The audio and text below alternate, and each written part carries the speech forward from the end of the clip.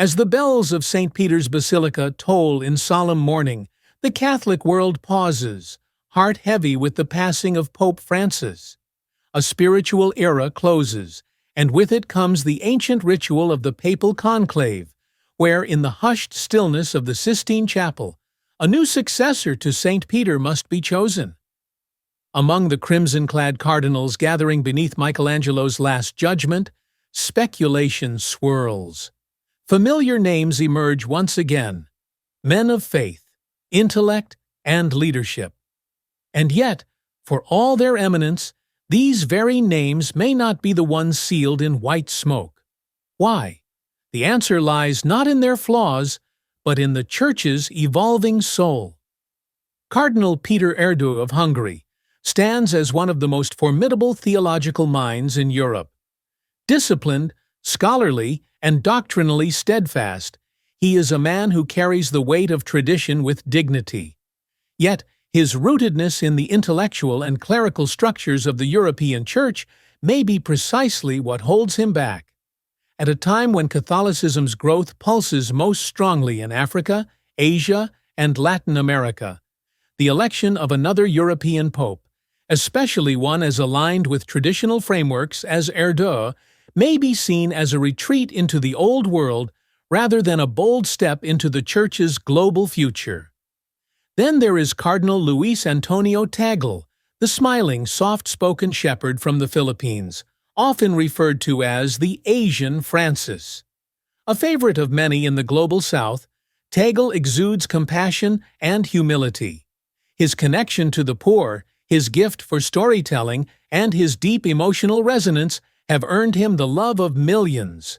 Yet, within the conclave, love alone may not suffice. Some may see his leadership as too emotive, too pastoral, for the steely demands of Vatican governance.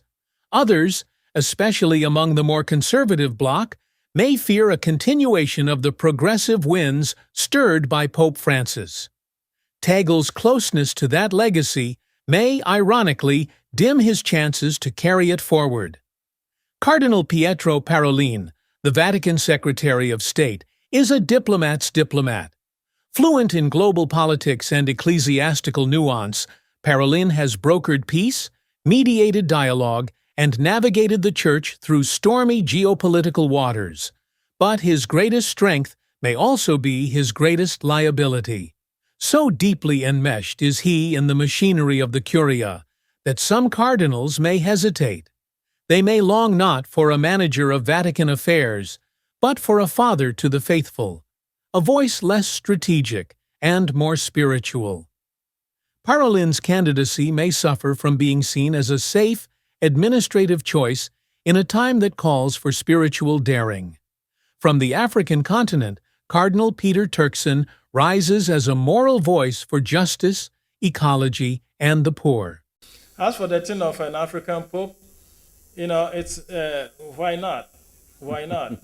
The church has had a very, very successful way of making everybody a bishop of Rome. His advocacy has shaped the Church's stance on climate change and global inequality, and he remains a bridge between the Vatican and the rising global South.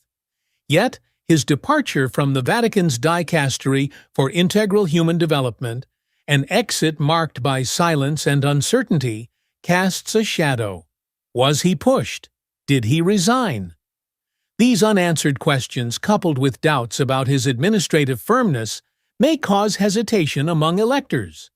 His prophetic tone may not, in the eyes of some, translate into the kind of stable governance they now seek. In Austria, Cardinal Christoph Schönborn represents an altogether different kind of leadership. Intellectual yet pastoral, doctrinal yet dialogical. His fingerprints are on the Catechism of the Catholic Church. He has helped navigate his flock through a secularizing Europe with grace. But he is now 80 years old, and the conclave may not wish to crown a short pontificate so soon after the long one that just ended. His age, more than his ability, may quietly close the door to the chair of Peter. And finally, Cardinal Robert Serra, a man of conviction, silence, and solemnity. To some, he is the conscience of the Church, calling it back to reverence, tradition, and moral clarity. To others, he is a figure too rooted in the past, a stark contrast to the tone of dialogue and openness that Pope Francis sought to cultivate. Sarah's uncompromising views on liturgy, modernity, and social roles may be too divisive in a conclave that, above all, seeks unity. His election would signal a dramatic reorientation, and many cardinals may be reluctant to take such a bold, polarizing turn. And so, as the cardinals gather in silent prayer beneath frescoed ceilings, these 6 men, Erdo, Tagle, Parolin, Turkson, Schönborn, and Sarah, stand not as failures or castaways, but as towering servants of the Church. Yet it is not prestige that elects a pope. It is not popularity.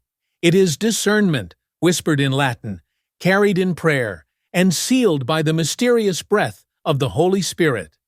And perhaps the Spirit may choose not from among the brightest stars, but from among the quiet ones, those still waiting in the shadows of St. Peter's Dome. The world watches, the smoke will rise, and one among them, or perhaps not among them at all, will step onto that balcony, not as a man, but as Pontifex Maximus, the next shepherd of the Catholic Church.